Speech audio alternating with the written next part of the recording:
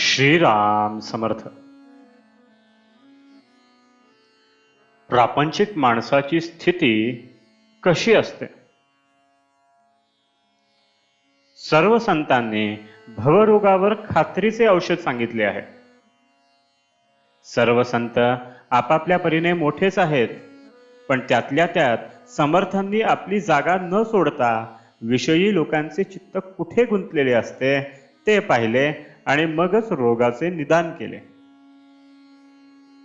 आमचा मुख्य रोग संसार दुःखाचा असून तो सुखाचा आहे असे वाटते, हा आहे. रोग कळून आला पण औषध जर घेतले नाही तर तो बरा कसा होणार? रोग असेल तसे औषध द्यावे लागते. अजीर्णाने पोट दुखते ते भुकेने दुखते असे वाटून आम्ही अधिक खाऊ लागलो तर कसे चालेल? संसार ज्याला दुःखाचा वाटतो त्यालाच परमार्थ मार्गाचा उपयोग.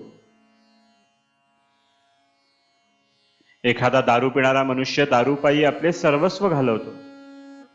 दारूचा अंमल नसतो त्यावेळी तो शुद्धीवर येतो आणि त्याला आपल्या बायको मुलांची काळजी वाटते. आपला प्रपंच नीट व्हावा असेही त्याला वाटते, पण त्याच्या बुद्धीला त्यातून मार्ग सुचत नाही. मग तो पुन्हा इतकी दारू पितो की त्यात त्याला स्वतःचा विसर पडतो आणि अशा रीतीने त्यामध्येच तो स्वतःचा नाश करून घेतो. अगदी याचप्रमाणे प्रापंचिक माणसाची स्थिती होते. पहिल्याने प्रपंच बरा वाटतो, मनुष्य त्यात रमतो. पुढे काही दिवसांनंतर तो थकतो, त्याची उमेद कमी होते आणि म्हणून आता आपल्या हातून परमार्थ कसा होणार असे त्याला वाटते. पण नंतर तो पुन्हा जोराने प्रपंच करू लागतो आणि शेवटी हीन अवस्थेत मरून जातो. जो जगाचा घात करतो तो एका दृष्टीने बरा, कारण जग स्वतःला सांभाळून घेईल, पण तो स्वतःचा घात करून घेतो त्याला कोण सांभाळणार?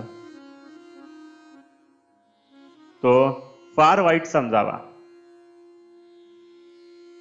केवळ प्रापंचिक हा असा आत्मघातकी असतो. खोटे कळूनही त्यात सुख मानून तो राहतो आणि देवाने जे निर्माण केले ते माझ्या सुखाकरिताच केले असे समजून मरेपर्यंत त्यात गुरफटून जातो. मनुष्य तेच करीत असून सुद्धा त्याला त्याचा कंटाळा कसा येत नाही? कालच्या गोष्टीच आपण आज करतो. आपल्या लक्षात जरी आले नाही तरी त्या गोष्टी झालेल्याच असतात. तेच ते जेवण, ती नोकरी, तोच तो पैसा मिळवणे, सगळे तेच.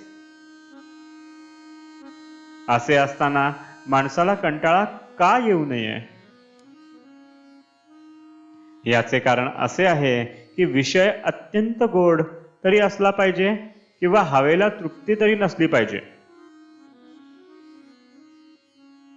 या दोन कारणांपैकी दुसरे कारणच खरे आहे. आपली हाव पुरी झाली नाही हेच खरे आहे.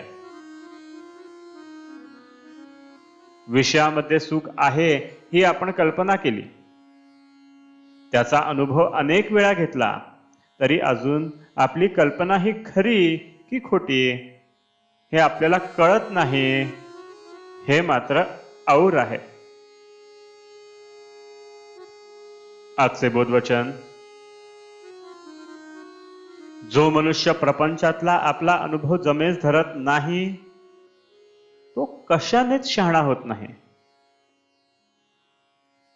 जानकी जीवन स्मरण. जय जय राम.